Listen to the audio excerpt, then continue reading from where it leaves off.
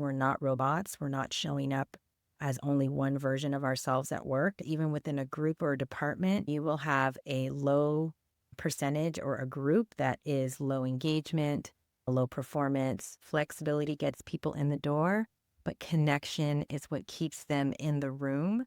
Hey, change makers and visionaries. This is Reimagining Community, where we dive deep into the stories of leaders who are reshaping the world, one community at a time. I'm your host, Garland Fuller, and every episode is a radical act of connection. We're not just talking about change, we're breaking down how real people are creating it right here, right now. This podcast is more than conversations. It's a bridge where we are sharing stories that offer insight and inspiration. Whether you're an entrepreneur, consultant, volunteer, artist, or an organizational leader, this is your space to listen and learn. This is your call to create impact in the communities you hold dear and that hold you up. Let's reimagine what's possible together. Welcome to Reimagining Community.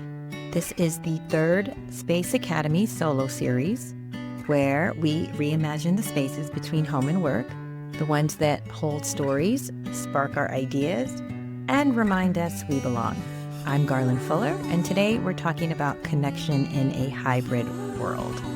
I don't know about you, but hybrid workspaces have been, I think, a big thing, at least post-COVID. Some people, like myself, have been working in a hybrid capacity for a while, and very much different hadn't happened, but I know a whole host of people where the idea of working from home was never really on the table until 2020, and now that they have that option and flexibility, the idea of going back into the office 5 days a week feels like a stretch.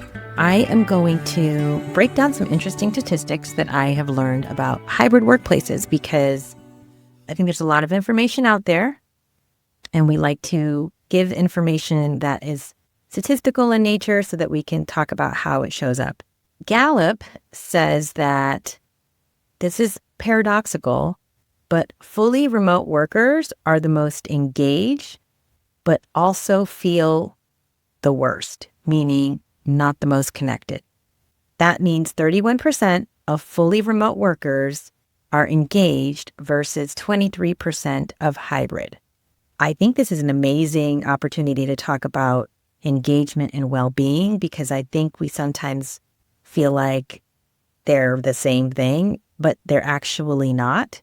What I've noticed is I've looked at a lot of engagement scores over the years working in organizations that do culture surveys. And what I have noticed is that sometimes engagement scores soar, but that doesn't mean that there isn't turnover or there isn't other things that show up that show that everybody's not feeling the same. What I know is even within a group or a department, you will have a group of people that are highly motivated. You have a middle group of people that are your steady Eddie, and they make up, honestly, the bulk of the population. But then you will have a low percentage or a group that is low engagement, low performance. They're sometimes the folks who are not always the cheeriest and the happiest at work. And so even across a swath, you look at everything and it's not telling you a full story. Sometimes turnover can come from disengagement, from isolation. It can be a need for more connection. When you look at the data, you can sometimes learn if it's by a regional location or by a department, or sometimes if you can get really granular, you can see that it's with a particular manager. So there's lots of information out there about engagement and well-being, and sometimes it's not the same. What I have found the difference is that engagement means it's your energy for work. It's what you bring to work. It's specifically around how you look at work and your excitement and jumping into it, the projects that you're doing, the people you get to work with. You're just present. You're excited about it. Well-being, on the other hand, is a more larger overarching idea. It's your energy for life. It's not specific to work. It could be just how your personal life is going, as well as your health, as well as other aspects of your life, financial, etc. So your overall well-being is more around your energy for life and not specific to work. So this is an interesting statistic. Only 36% of remote workers are thriving versus 42% of hybrid. So I feel like this is very interesting because if you think about it, you can be engaged in your tasks and still feel drained and still feel like you're dragging around. And so what I have noticed is remote workers are hitting all their KPIs. They're doing the things they're supposed to, but they're often the folks who may be skipping the social events. They may be struggling with their mental health. They sometimes need to work remotely in order to feel like they have control over their environment. However, with that, it means they are isolated and they are not able to engage with the whole team. And you may know, I think, a lot about how you have to balance hybrid versus remote. The risk of turnover, if flexibility is revoked, is a real thing. What we are noticing is that flexibility equals currency for retention. Another statistic that I found very interesting, 60% of remote employees would quit if flexibility was revoked. So there are some people who this is critical for their own well-being, probably also critical for their own just lives outside of work. As someone who's had a family and knows what family life looks like, if you have to be at school, follow up with elder care, if you're doing anything for anyone else outside of yourself, having the flexibility to do that is key without someone questioning you, questioning your motivation, questioning your ability to still get the work done. And so that is important.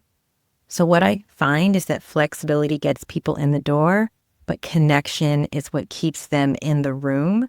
And so we do want to ensure that although we're giving people the flexibility, that they're not out there in space and we don't know where they are and what they're doing. We still want to ensure that we're still engaged with them and checking in and seeing how they are. So what I caution leaders often is don't confuse butts in seats and what we in the HR world call presenteeism with loyalty. I know there is a whole generation of people that want to physically see you sitting in your seat in order to know that you're working, that you're loyal, that you're doing what you're being paid to do. But I think what we've seen in this post-COVID environment is that we were all working remotely for a year, 2 years in some cases, and people were, from a productivity standpoint, still putting in the hours and getting the work done, in some cases working longer because there was no differentiation between work and home. And so you have to make an effort to actually stop and cut off and move from work mode to home mode. What I have found is that companies that do 3 days in office, they saw a spike in sometimes people saying attrition for about 6 months, depending on, again, whether that's something that they can do or not. So I just find these statistics super interesting because I think there is no, like I said, silver bullet or one size fits all here. It's across the board, very different. What I can offer as kind of solutions for leaders or just things that I have seen work is scheduling time for people to come in when it is an opportunity to do something, whether it's a brainstorming, it's a company all hands, it's a lunch, it's some means of we are all getting together, but not just we're getting together like we have to come in, but more so there's something intentionally planned that we will be doing during that time in order to create greater connectivity. I would encourage you to ask your people what that can look like, because you will be surprised with what people may tell you they would like to do during this time where they are trying to create informal, more like relaxed connection.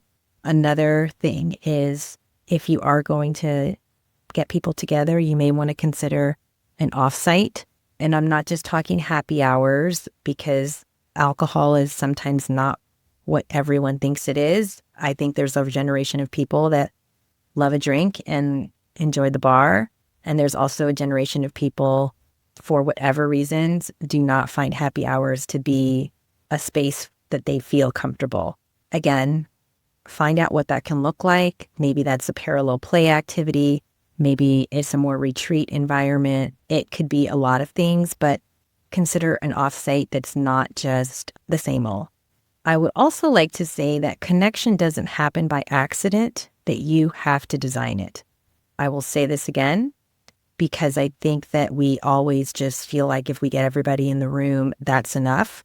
And what I can tell you from doing this for as long as I have, you do need to design it. You do need to facilitate it. Connection doesn't happen by accident. You have to design it. And so that is a huge piece of, for me, why my Third Space Academy exists, because I totally understand that you need to design it in order for it to happen. And then lastly, I want to talk about how we go about verifying if people are connected or engaged, or from a well-being standpoint, are they there? Of course, you should be doing touch points, whether that's weekly or bi-weekly touch points with your team. Of course, asking about their work, but also asking how they're doing. How do they feel? What's going on as it relates to any stress or social connections or energy levels? It's not saying you need to be prying into people's personal life and asking them deeply personal questions. But I think if you start to develop a relationship with members on your team, they should at some point feel comfortable letting you know that something's going on. And so it just allows for there to be opportunity to speak about things before it becomes a crisis or an issue. You can always be checking in so you know what's going on. And I think engagement and well-being are great ways to look at it, because one is work specific and one is holistic. And again, we're not robots. We're not showing up as only one version of ourselves at work. At least I hope we're not doing that anymore. And so being able to have that kind of conversation with your team members is huge. So I'm going to ask you to share in the comments, in the chat, if you are remote, drop the house emoji. If you are hybrid, drop the high-rise building emoji. And tell me your biggest connection blocker. So what is it that's making it difficult for you to connect? I really would love to know.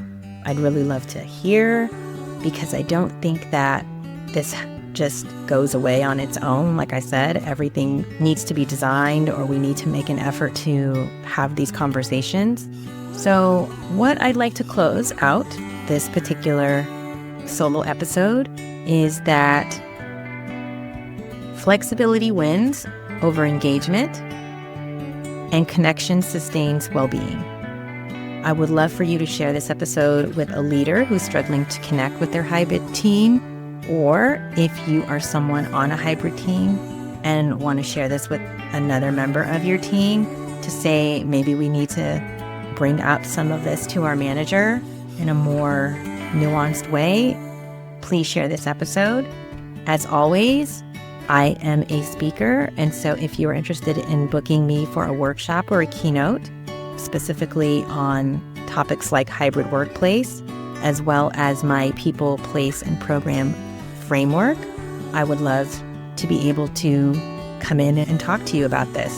And the information to do that is on my website, garlandfuller.com, because what I know is that the future of work isn't just about where we work, it's about how we connect with each other.